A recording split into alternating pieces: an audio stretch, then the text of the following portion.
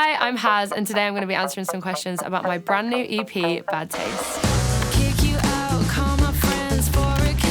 The main theme is just a healing journey, going from like a really bad relationship to coming out of it, how to find yourself, how to navigate through life. The way that we've ordered the songs on the EP and the story that it tells is just so progressive. That's kind of what I wanted from the EP in that sense. It's just as healing for me as hopefully it will be for anyone else listening. Bad Taste came from a bit of a morbid thought, actually. It was supposed to be called Morbid because I used to have this really random thought when I was in a car or on a train, and I've asked a lot of people about this and they've told me that they don't have it, so I don't know why. I had this thought of, oh, if this car crashed right now, who would visit me in hospital? Who would come to my funeral? Who actually would show up?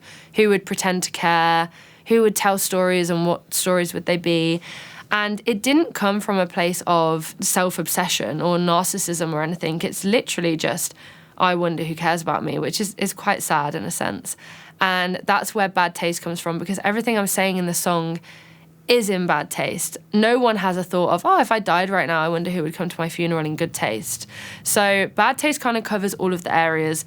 It covers all of the topics that I'm not really supposed to talk about, but I am. And I don't care if you think I'm saying it in bad taste. It's my story and I'm telling it, and it would be up to the listener to decide if it's in good or bad taste. I literally just offloaded to my producer, Stefan, and the songs just kind of came from there. One of the challenges I faced in the writing was just actually getting this off my mind and processing it into words, because I feel like I've kept a lot of this in my head. A lot of the songs that I wrote about, like Sadist, for example, or Punch Bag, everything has been in my head for so long without me telling anyone. So then the writing process, I was like, wow, how do I actually bring this out into words and write it down on a piece of paper, let alone make it sound, fluent and make it flow in a song.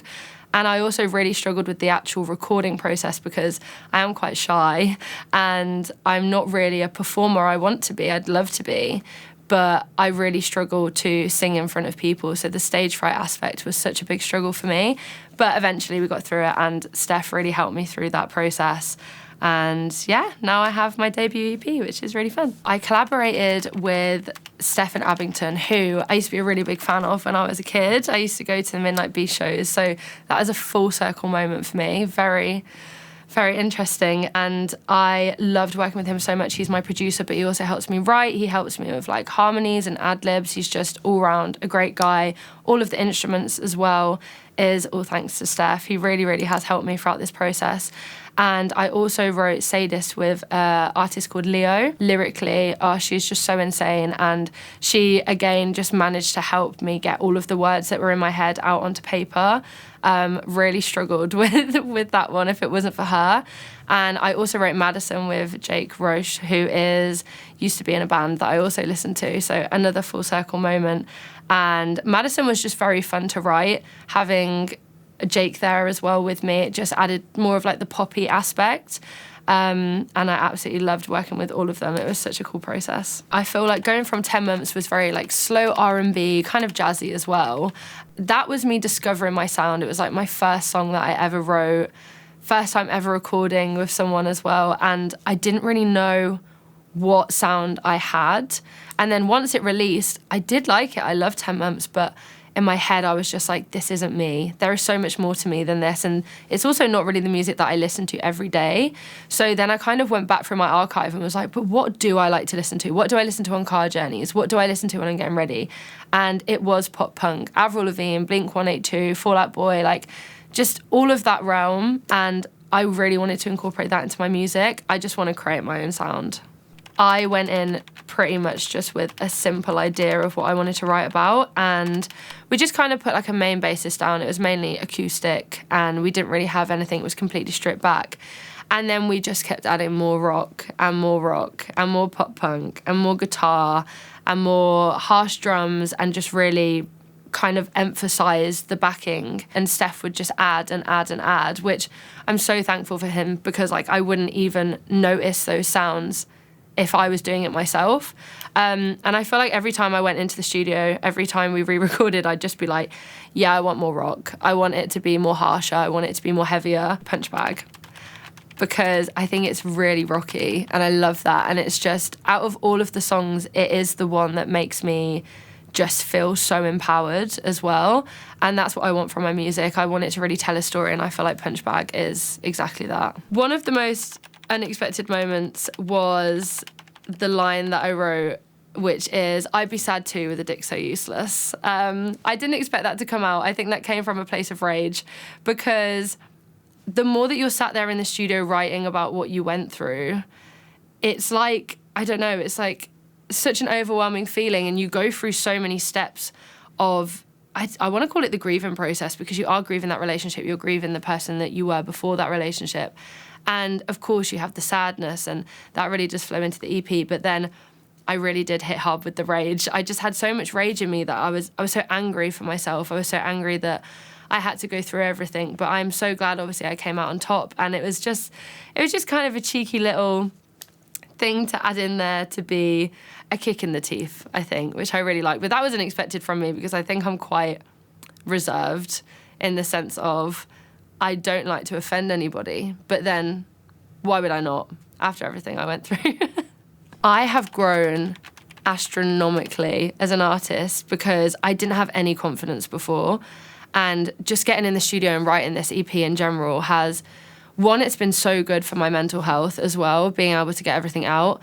But it's also made me grow so much in that I actually believe in myself now as an artist. Before, I had, luckily, a lot of people that believed in me, but I didn't believe in myself. Whereas now, I know that I can write music, and I'm confident in what I'm writing about. I'm confident that I'd be able to produce something that I'm happy with. And if not me, then I can have external influences that help me, such as like my producers or who I write with.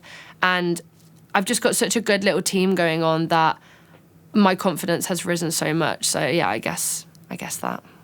A moment of doubt that I had would probably just be within myself writing the EP, because it is my first EP. I mean, even from writing any of my songs, I feel like my confidence has just grown over time. And there was definitely moments where I'd sit back and I'm like, is this kind of embarrassing for me to do? Like, I'm putting myself out there to the world, like not just talking and opening up about my story, but also my voice. I think that would be the biggest doubt, is just within myself, but I'm glad I overcame that. I definitely think I'll stay in the same genre, because I don't know many people that listen to their own music, and I think if you can, then it's great. You've made something that you're proud of. And the one that I always go back to, as I've said, is Punch Bag. That is definitely my sound. And I just want to create more things like that I can listen to that, that would slot into my playlist. I definitely think that, one day I'd love to write a song for a film. That would be great. But that's me projecting into the future. But I want to stick on pop punk. I kind of want to lose the pop a little bit, because I do really love the rocky, punky vibe. I don't look like I do that type of music as well, which I think is also why I love it so much. It's just creating something that people wouldn't expect. I would absolutely love to perform Madison live, because there is a lot of crowd chants in Madison that would be so good to get the crowd engaged.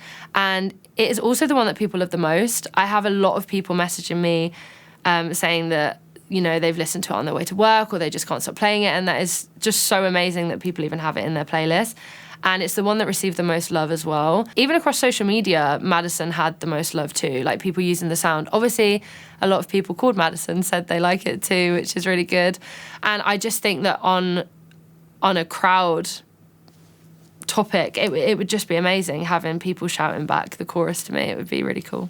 A song that I have on repeat at the minute, and I actually can't stop playing it, is Sharpest Tool by Sabrina Carpenter, because I just think it's so humorous and so good at the same time. Like, the way that she's lightly insulting somebody that she's dated, but still keeping it very short and sweet, is just, I just think it's so good. And her whole short and sweet album I listened to, and I'm like, I wish I wrote that first.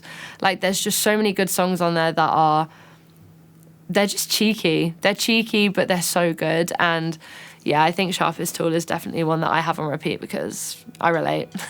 Thank you so much for watching. I hope you enjoyed, and definitely go over to all major streaming platforms where you can stream Bad Taste.